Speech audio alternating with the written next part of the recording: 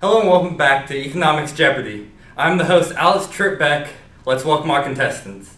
Kelly is an economist from the Bureau of Labor Statistics and has a PhD from Harvard. Chris is a statistician from the Environmental Protection Agency with a master's in financial economics from the University of South Carolina. And Mary Ashley is an unemployed environmentalist from Seattle with a doctorate in agricultural studies from Clemson. Let's get started. Mary Ashley, would you like to pick the first question?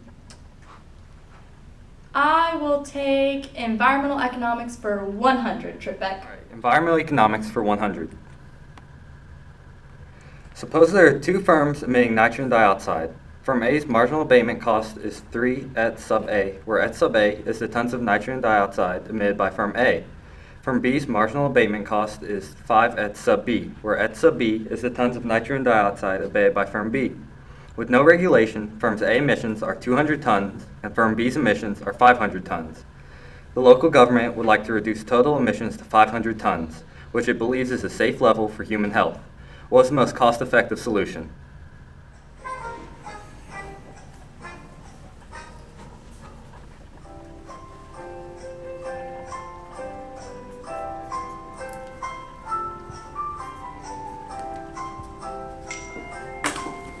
I got it!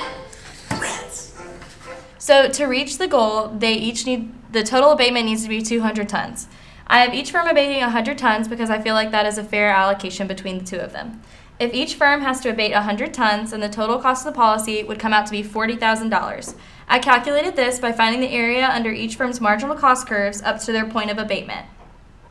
I'm sorry, Mary Ashley, but that command control policy is not going to be the cost-effective solution. Would somebody else like to steal? I'd like to steal. I believe I have the most cost-effective solution. Okay, I found an abatement of 125 units for firm A and 75 units for firm B. I did this by finding the cost-effective allocation by setting the marginal abatement curves equal to each other and to solve for the optimal level of abatement for each. This gives us a cost-effective allocation of 125 units for A and 75 units for B.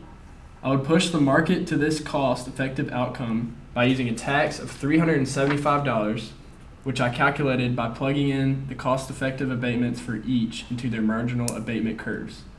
At the cost-effective level, I've calculated a total abatement cost of $37,500 by finding the area under each marginal abatement curve at the cost-effective abatement levels. Yes, Chris, your tax policy is the cost-effective solution.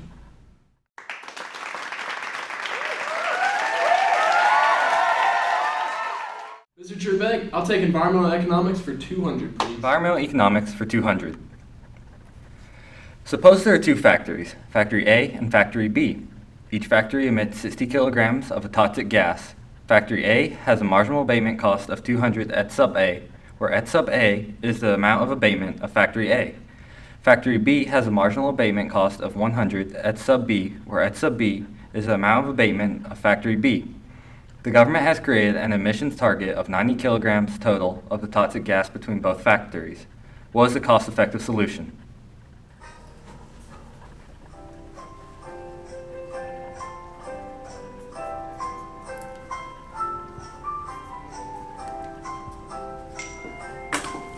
I got it! If both firms need to abate by a total of 30 kilograms total, I think the cost-effective solution would be one where each has to abate 15 units each. By finding the area under the marginal abatement curves for each firm, I was able to add these areas together and determine the total cost of the abatement to be $33,750. I'm sorry, Mary Ashley, but that command control policy is not going to be the cost-effective solution. Would somebody else like to steal? I would like to steal. I believe I have the cost-effective solution. To find the cost-effective solution, I first set the marginal cost functions of each firm equal to each other, and then substituted in given that they needed to abate 30 units total. Using this algebra, I found that firm B should abate 20 kilograms and firm A should abate 10 kilograms, where A will still emit 50 units and B will still emit 40 units. In order to maintain this cost-effective level, I would institute a cap-and-trade system with a permit price of $2,000. I found this permit price by plugging in the cost-effective abatement levels into each firm's marginal cost curves. The total abatement cost of this policy is $30,000, which I found by finding the area under each firm's marginal abatement curves up to their cost-effective abatement level as set by the permit price. The total cost is $30,000. Kelly, your cap and trade system yielded a cost-effective solution. Yeah.